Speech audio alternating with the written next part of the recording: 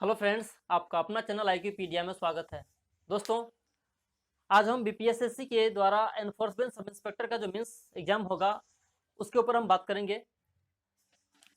इसमें हम बात करेंगे कि आपकी क्या स्ट्रेटजी होनी चाहिए मेंस एग्जाम को लेकर के, क्योंकि आपने देखा था इसका प्रीलिम्स एग्जाम्स में भी कट ऑफ, खैर वैकेंसी कम थी लेकिन कट ऑफ इसका बहुत ज़्यादा चला गया। बिहार दरोगा भी कट ऑफ बहुत हाई चला गया था। तो आजकल जो एग्जाम्स जो हो रहे हैं उसमें कट ऑफ बहुत ज़्यादा जा रहे हैं, खास करके बिहार के जो बिहार दरोगा जो BPSSC के आयोग द्वारा जो हो रहा है वो उसका दिन ब दिन कट ऑफ बढ़ता जा रहा है। तो इसी के ऊपर हम बात करेंगे। स्ट्रेटेजी के बाद हम बात करेंगे कौन सी बुक आपको फॉलो करना है और इसका एग्जाम डेट एक्सपेक्टेड किस मंथ तक होने की संभावना है।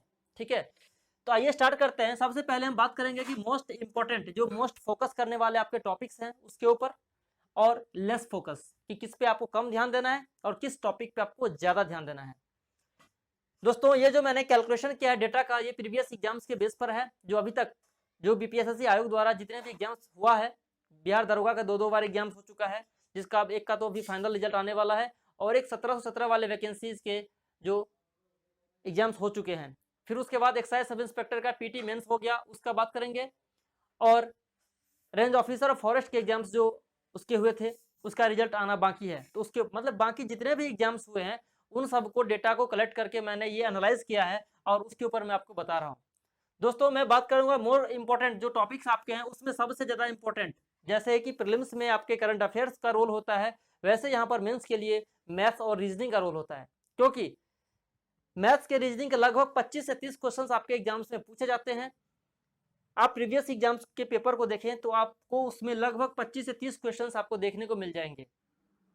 फ्रेंड्स, मैं जैसे बताऊंगा, अगर आपने वैसे फॉलो किया तो डेफिनेटली आपके यहाँ पर 85 प्लस स्कोर आएंगे। और इतना लाना जरूरी भी है। अगर आप रिजल्ट चाहते हैं, रिजल्ट में आना चाहते हैं, तो 85 आपको कम से कम स्कोर करना ही पड़ेगा, खास करके UR कैटेगरी की मैं बात करूं तो। क्योंकि आप देखेंगे कि दारोगा का जो मेंस का कट ऑफ गया है 75.8 कट ऑफ चला गया है, जो कि उसमें जो है आपके वैकेंसी भी बहुत ज़्यादा है, उसके कंपैरिजन में इसकी वैकेंसी बहुत कम है। तो आपको आप इसका जानिए कि यहाँ पे 75.8 मेंस का कट ऑफ गया है, फिर उसके फिजिकल के बाद कट ऑफ जाएगा, तो आप अराउंड यहाँ पर 80 लगा सकते हैं, 78 से 79 जा सकता है।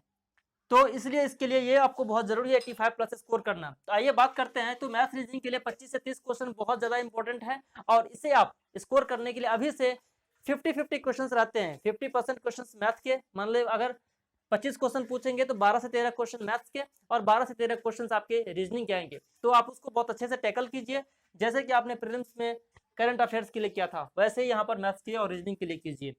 सेकंड इंपॉर्टेंट है आपका हिस्ट्री और साइंस का। देखिए, इन दोनों का जो लगभग क्वेश्चंस बराबर होते हैं, हिस्ट्री से भी उतने ही क्वेश्चंस होते हैं और साइंस के भी उतने ही क्वेश्चंस होते हैं। जैसे हिस्ट्री में मॉडर्न हिस्ट्री बहुत इंपॉर्टेंट हो जाएगा, वहां से आपको 7 से 8 क्वेश्चन या उससे ज्यादा क्वेश्चन, 10 क्वेश्चन के आसपास भी टच कर सकता है हिस्ट्री से। ये डिपेंड करता है नंबर ऑफ क्वेश्चन कितना पूछा जा रहा है। वैसे ही साइंस के लिए तो देखिए, मॉडर्न हिस्ट्री की मैं पहले बात करूं तो मॉडर्न हिस्ट्री आप ज्यादा कीजिए, एंसेंट और मिडेवल को उसके कंपैरिजन में थोड़ा सा कम कीजिए, क्योंकि आपको वहां से मॉडर्न के को हटा करके बाकी क्वेश्चंस आपको यहाँ पे कम पूछे जाते हैं एंसेंट और मिडेवल से। तो मॉडर्न पे ज्यादा ध्यान दीजिए। बात करते हैं साइंस के ऊपर। तो साइंस फ्रेंड्स, तीनों फिजिक्स, केमिस्ट्री और बायो से तीनों को आप इक्विवेलेंट टाइम दीजिए। ऐसा नहीं है कि आप फिजिक्स पे ज्यादा दीजिए केमिस्ट्री पे कम, या बायो पे ज्यादा दीजिए केमिस्ट्री पे कम। आप तीनों को इक्वली टाइम दीजिए, क्योंकि हो सकता है कि केमिस्ट्री में इस बार ज्यादा क्वेश्चन पूछ दे, इसलिए कोई उसमें पार्शलिटी नहीं होनी चाहिए। आप इक्वली टाइम सबको दीजिए, ताकि नंबर ऑफ क्वेश्चन कहीं से भी कुछ भी वेरी कर सकता है। बात करते हैं ज्योग्राफी की। फ्रेंड्स, यहाँ पर ज्योग्राफी का रोल बहुत ज्यादा इंपॉर्टेंट हो जाता है, क्योंकि आजकल वर्ल्ड ज्योग्राफी से ज्यादा क्वेश्चंस पूछने लग गए हैं। वर्ल्ड ज्योग्राफी, और यहाँ पे हिस्ट्री से भी 1-2 क्वेश्चंस रहते हैं, लेकिन वर्ल्ड ज्योग्राफी से आपको 5 से 6 क्वेश्चंस पूछे जाते हैं। तो यहाँ पर जो मैंने 10 से 12 लिया है ना, सॉरी 12 से 15 लिया है ना, यहाँ पे आप 15 से 18 कर सकते हैं, क्योंकि वर्ल्ड ज्योग्राफी को मिला करके आपको यहाँ पर ज्यादा क्वेश्चन बन जाता है। तो इंडियन ज्योग्राफी आप कीजिए ही कीजिए, लेकिन वर्ल्ड ज्योग्राफी पे आपको थोड़ा फोकस करके चलना। इंपॉर्टेंट टॉपिक्स जो प्रीवियस ईयर एग्जाम को देखिए, पैटर्न को, और उसको सेलेक्ट करके देखिए, वहां से क्वेश्चंस डेफिनेटली आपके पूछे जाएंगे। लास्ट में आपका जो है Indian polity. Friends, Indian polity भी अच्छे खासे क्वेश्चंस रहते हैं, इससे भी लगभग आप मान के चल सकते हैं कि आप 10 से 12 क्वेश्चन या 12 से 14 क्वेश्चंस तक यहाँ पर पूछा जा सकता है आपके इंडियन पॉलिटी से, जिसमें अमेंडमेंट हो गया, आर्टिकल्स हो गया, उसके अलावा जो इंपॉर्टेंट आपके पॉलिटी के टर्म्स वगैरह हो जाते हैं, क्वेश्चन आवर होता है, ठीक है, तो ये सब टाइप के क्वेश्चंस पूछे जाते हैं। स्टार्ट क्वेश्चन क्या होता है, इस टाइप के क्वेश्चंस आते हैं। और आपके पॉलिटी बहुत इंपॉर्टेंट रोल प्ले करता है, क्योंकि यहाँ से moderate, easy to moderate questions होते हैं और डेफिनेटली आप 100% क्वेश्चन तक सही कर सकते हैं पॉलिटी से। तो टोटल हमने यहाँ पर देखा फ्रेंड्स, यहाँ पर नंबर ऑफ क्वेश्चन सिर्फ 5 टॉपिक से आपको मिला करके लगभग 75 से 80 क्वेश्चन, 75 से 80 क्वेश्चन आपको यहीं से आ जाता है। आप सोच सकते हैं कि कितना इंपॉर्टेंट आपका ये होगा। उसमें भी इन 4 टॉपिक को छोड़ के आपको मैथ्स रीजनिंग बहुत ज्यादा इंपॉर्टेंट इसलिए हो जाता है क्योंकि आप यहाँ पर 100% स्कोर कर सकते हैं। जीके जीएस में होता क्या है कि आप सोचते हैं ये होगा, लेकिन कभी कभी हमारा गलत भी हो जाता है एक्सपेक्टेशन। तो लेकिन मैथ रीजनिंग में यहाँ पर आपको 100% यहाँ पर आप मार्क्स ला सकते हैं, 25 से 30। और जिसका यहाँ पर इतना मार्क्स आ जाएगा तो 99% उसका चांस यहाँ पर बन जाएगा रिजल्ट होने का, क्योंकि इधर तो स्कोर, ये सब्जेक्ट हर कोई पढ़ते हैं लेकिन इनमें हर किसी का स्ट्रॉन्ग नहीं होता है, ठीक है। अगर आप इसको कर लें तो आपको बहुत अच्छा चांस बन जाएगा। तो 75 से 80 क्वेश्चन हो गया। अब बात करते हैं लेस फोकस पे। फ्रेंड्स इकोनॉमिक्स का जो है ये सब देखिए, ये सब जो टॉपिक्स आपके हैं ना, ये सिलेबस में, मेंस के सिलेबस में नहीं है, लेकिन यहाँ से भी रेगुलरली क्वेश्चन पूछे जा रहे हैं, इसलिए मैं इस पर बात कर रहा हूँ। इकोनॉमिक्स से जो क्वेश्चंस आते हैं 5 से 6 क्वेश्चंस आप रख के चल सकते हैं, जरूरी नहीं है, इससे कम भी आ सकते हैं और इससे ज्यादा भी आ सकते हैं, इसलिए इकोनॉमिक्स को आप मत छोड़ें, इसको आप करते रहें। वर्ल्ड ज्योग्राफी मैंने बता ही दिया, मैप करें, डेफिनेटली आपको मैप से क्वेश्चंस आते ही आते हैं, लगभग क्वेश्चंस मैप से ही आ जाते हैं। वर्ल्ड ज्योग्राफी की बात करें तो रिवर्स आ गया, वोल्केनोज आ गए, माउंटेन्स आ गया, ठीक है, और आपके नेवर कंट्रीज हो गए, लैंडलॉक कंट्रीज हो गए, ये सब सारी चीजें आपके मैप से सॉल्व हो जाएंगे, तो इसको कर लीजिए मैप से। जनरल नॉलेज की बात करें तो 10 से 12 क्वेश्चन या 15 क्वेश्चन तक इससे पूछे जाते हैं, ठीक है। बुक्स हो गया, ऑथर्स हो गया, कंट्री कैपिटल, कंट्री करेंसीज हो गए, ठीक है, और बहुत सारे टर्म्स आ जाते हैं, सुपरलेटिव्स आ जाता है, स्पोर्ट्स हो गया आपका, जो स्टैटिक क्वेश्चन आ जाते हैं, बुक्स ऑथर हो गए आपके, उसके बाद जो राज्यों के जो नृत्य हैं, अलग अलग डांस जो फॉर्म्स है, क्लासिकल डांस वगैरह, तो यहाँ सब ये सब जनरल क्वेश्चन हैं, ये यहाँ से आपको 10 से 12 या 15 क्वेश्चन तक पूछा जा सकता है। करंट अफेयर्स फ्रेंड्स मैं बात करूं तो करंट अफेयर्स अभी तक जो भी है मेंस में करंट अफेयर्स नहीं के बराबर रहता है, 1 या 2 क्वेश्चंस पूछा जा सकता है, जैसे पिछले बार पूछे गए थे 2-3 एग्जाम्स में, लेकिन इस बार दरोगा में एक भी करंट का क्वेश्चन नहीं था मेंस में, तो इसलिए आप इसको छोड़े नहीं, थोड़ा मोड़ा करते रहें इसके लिए, ठीक है ना, थोड़ा मोड़ा करते रहें, आपके क्वेश्चन वो आएंगे भी तो बहुत ईजी क्वेश्चन रहते हैं, आप इसे आराम से सॉल्व कर सकते हैं, ठीक है फ्रेंड्स। तो 20 से 25 क्वेश्चन यहाँ पे आपका आ जाता है। अब बात करते हैं कि कौन सी बुक हमें पढ़नी है। फ्रेंड्स आपने प्रीलिम्स के लिए जो बुक पढ़ा होगा, लूसेंट या बाकी इसके अलावा जो भी बुक्स आप पढ़े होंगे, और आपका खुद पता होगा आपको कि कितने सफिशिएंट आपके लिए वो बुक है।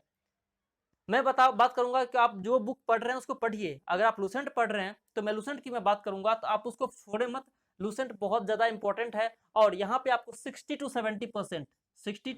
70% क्वेश्चन प्रीलिम्स में भी पूछे जाते हैं और मेंस में भी आपके आ जाएंगे।